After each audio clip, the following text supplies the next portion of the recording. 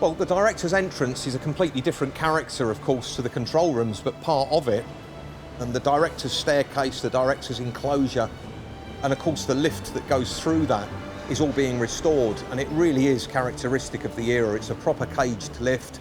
It's enclosed in this amazing amber glass, frosted glass that is so 30s design.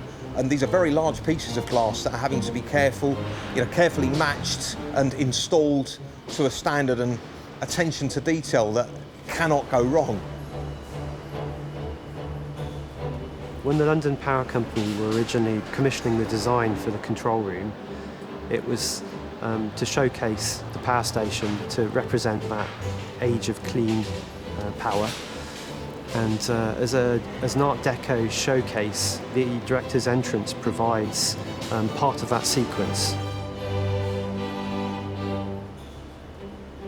You were greeted by bronze doors, very grand bronze doors, which have sculptures to kind of demonstrate that expression of power.